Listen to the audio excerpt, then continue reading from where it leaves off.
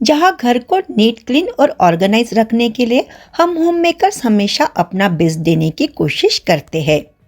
उसके लिए हम अलग अलग ऑर्गेनाइजेशन आइडिया फॉलो करते हैं। वैसे सभी घरों के काम थोड़े बहुत फर्क से सेम ही होते हैं। हाँ, उनके करने के तरीका सबका अलग अलग हो सकता है। Hello friends, welcome back to my channel. जिनके छोटे बच्चे हैं, सुबह स्कूल जा रहे हैं, हस्बैंड जी का टिफिन सुबह तैयार करना है, इस तरह के काम जहाँ होते हैं उनकी शुरुआत अलग होती है। तो सबसे पहले बात करते हैं हमारे सुबह की शुरुआत की। अगर हमारी सुबह की शुरुआत ही गलत तरीके से हो तो सारे दिन की एक्टिविटी पर असर पड़ता है। बहुत से लोग अलार्म तो लगा लेते हैं, वो स्नूज होते रहता है और हम फिर से सो जाते हैं। फिर हम देर से उठते हैं और हमारा पूरा दिन भागम भाग और स्ट्रेस से भरा और अनप्रोडक्टिव हो जाता है। अगर हमें अपनी सुबह को अच्छा बनाना है तो उसकी शुरुआत हमें रात को ही करनी चाहिए। रात में सोने से पहले अपनी सुबह की टू डू लिस्ट ज़रूर बना कर रखें। सुबह के कपड़े, ब्रेकफास्ट, लंच क्या बनाना है और कुछ एक्स्ट्रा एक्टिविटी करनी है तो वो। इन सब की प्लानिंग अगर हम रात को ही करके रख देते हैं तो सुबह हमारे कामों की शुरुआत सही तरीके से हो जाती है। सभी काम हम अपने तय समय पर और प्रॉपर तरीके से कर सकते हैं। साथ साथ में हमें अपनी सेहत की तरफ भी ध्यान देना होता है। सुबह सादा गर्म पानी या जीरा या सौंफ का पानी ज़रूर पिए। सुबह सबसे पहले चाय को अवॉइड करें। वॉकिंग पर जाए, एक्सरसाइज करें। नाश्ता कभी भी स्किप मत करें। सुबह का वक्त ऐसा होता है जहाँ हमें बहुत से काम करने होते हैं। ब्रेकफास्ट, लंच तैयार करना, डस्टिंग, क्लीनिंग और कुछ जगह की डीप क्लीनिंग। मैं ब्रेकफास्ट और लंच साथ साथ में बना लेती हूँ। दाल चावल मैंने चढ़ा दिए हैं। हमारा सबसे ज़्यादा वक्त किचन में ही जाता है, लेकिन अगर हम छोटी छोटी बातों की तरफ ध्यान दें तो हम इस वक्त को कम कर सकते हैं। आज मैं टिंडे की सब्जी बना रही हूँ। ये चने की दाल के साथ बहुत ही अच्छे बनते हैं। दाल और टिंडे की सब्जी की रेसिपी अगर आपको चाहिए तो आप कमेंट बॉक्स में मुझे ज़रूर बताएं। मैंने मीशो से किचन के लिए एक प्रोडक्ट मंगाया है, तो चलिए उसे भी ओपन करके देख लेते हैं।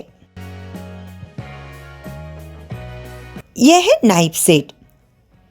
3 का सेट है। आजकल ये बहुत चल रहे हैं तो मैंने भी ले लिए।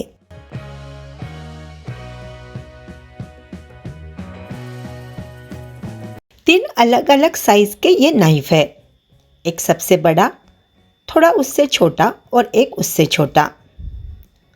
इसकी डिज़ाइन बहुत ही प्यारी है। अलग अलग डिज़ाइन में और कलर्स में ये आते हैं, तो इसको हम ट्राई करके देख लेते हैं। नाइफ अच्छे से काम कर रहे हैं। टिंडे स्मूथली कट हो गए हैं। अच्छा प्रोडक्ट है, आप इसे ज़रूर ले सकते हैं। लिंक आपको मैं डिस्क्रिप्शन बॉक्स में दे दूंगी। हमने इतने साल जहां एल्युमिनियम के बर्तनों में खाना बनाया है, लेकिन अब रिसर्च से पता चला है कि एल्युमिनियम के बर्तनों में या नॉनस्टिक के बर्तनों में खाना नहीं बनाना है। तो मैंने कुछ स्टील के बर्तन ले लिए हैं।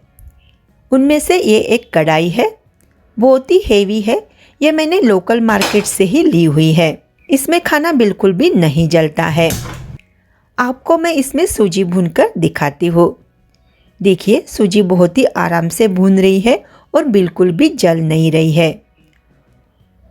और सब काम हमें लो फ्लेम पर करने होते हैं, इसलिए हमारी गैस की भी बचत होती है। बाकी जो मेरा स्टील के बर्तनों का कलेक्शन है वो नेक्स्ट वीडियो में आपको ज़रूर दिखाऊंगी।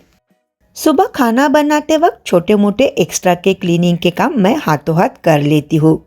जैसे अगर फ्रिज को साफ करना हो तो मैं खाना बनाते वक्त उसकी शेल्फ को क्लीन करती हूँ, लेकिन महीने में एक बार उसे डीप क्लीन करना होता है। तो आज मुझे अपने फ्रिज को डीप क्लीनिंग करना है। फ्रिज को क्लीन करने से पहले स्विच बोर्ड से प्लग ज़रूर निकालें।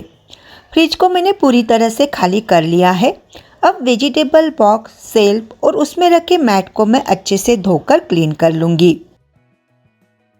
और इन सब चीज़ों को मैं धूप में सुखा लूँगी ताकि वो जल्दी से सूख जाए। फ्रिज को भी अब अच्छे से लिक्विड सोप से साफ कर लूँगी।